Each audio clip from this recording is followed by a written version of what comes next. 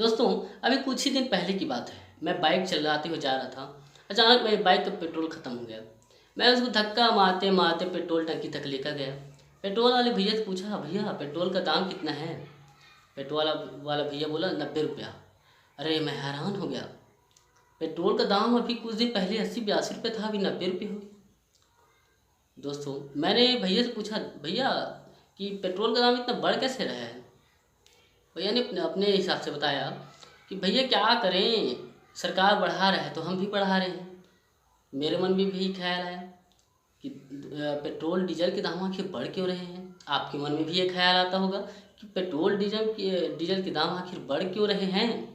दोस्तों, इसी के बारे में मैं आपको बताने आया हूँ कि पेट्रोल और डीजल के दाम आखिर बढ़ क्यों रहे हैं। दोस्तों, आप बने रहिए मेरे साथ। मेरा नाम है लीला साहू, स्वागत करता हूँ आपका अपने यूट्यूब चैनल पर।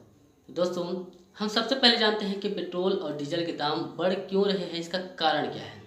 दोस्तों, कुछ देश होते हैं जो पेट्रोल का निर्यात करते हैं और कुछ देश हैं जो बहुत सारे देश हैं जो पेट्रोल का या पेट्रोलियम का आयात करते हैं। हमारा भारत देश भी एक ऐसा ही देश है दोस्तों, जो पेट्रोलियम का आयात करता है, इंपोर्ट करता है बाहरी देश से हमारे लिए पेट्रोल या डीजल आता है। दोस्तों, सबसे पहले बाहरी देश से हमारे लिए क्रूड ऑयल मतलब कच्चा तेल आता है। कच्चा तेल को रिफाइन करके फिर पेट्रोल और डीजल के रूप में परिवर्तित किया जाता है। तो दोस्तों, जब इस क्रूड ऑयल के दाम बढ़ जाते हैं तो हमारे अर्थव्यवस्था में भी इसका प्रभाव पड़ता है और हमारे यहाँ पेट्रोल डीजल के दाम भी बढ़ने लगते हैं। अभी कोरोना का संकट चल रहा था, आपको पता है। पूरा विश्व इसकी चपेट में था और वो भी देश चपेट में थे जो पेट्रोलियम का निर्यात करते हैं।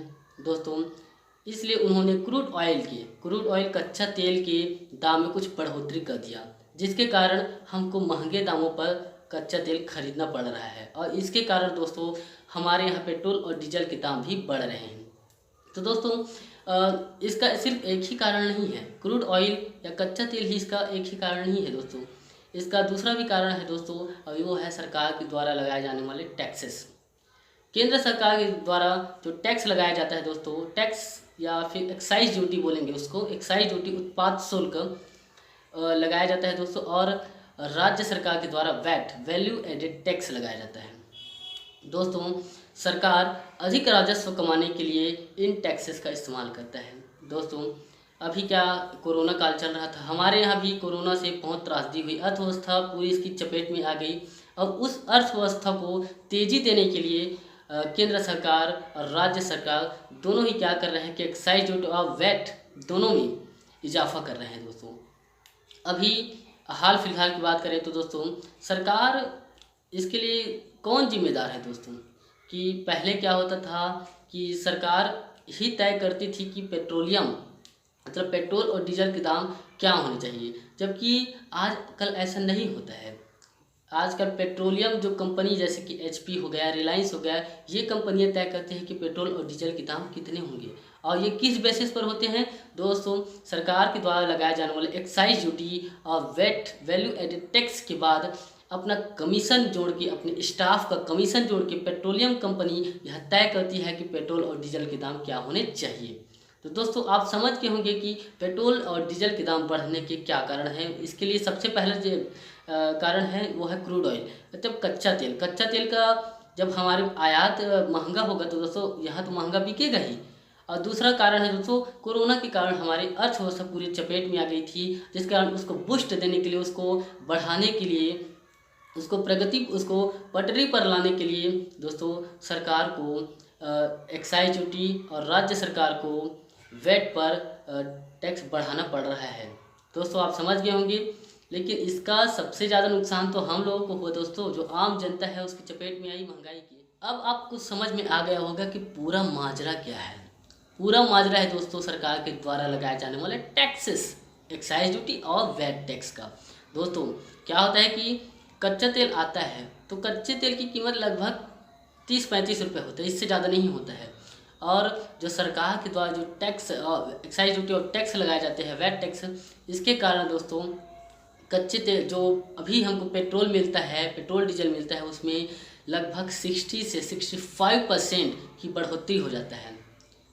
तो दोस्तों आप समझ गए होंगे कि पूरा माजरा क्या है। दोस्तों एक्साइज ड्यूटी की हम यदि बात करें तो एक्साइज ड्यूटी जनवरी 2020 में, मतलब एक साल पहले की बात है कि एक साल पहले एक्साइज ड्यूटी पेट्रोल का 19 रुपये प्रति लीटर था, जिसे अभी बढ़ाकर 32 रुपये प्रति लीटर कर दिया गया है। और दोस्तों यदि डीजल की बात करें तो 15 रुपये प्रति लीटर था, जिसको अभी 31 रुपये प्रति लीटर कर दिया गया है। दोस्तों आप समझ गए होंगे कि एक्साइज ड्यूटी को कितना बढ़ा दिया गया है। इसके कारण ही पेट्रोल और डीजल के दाम बढ़ रहे हैं। दोस्तों चलिए अब इसके कुछ अदर फैक्ट जान लेते हैं। एक संस्था है OPEC, organisation of the petroleum exporting countries.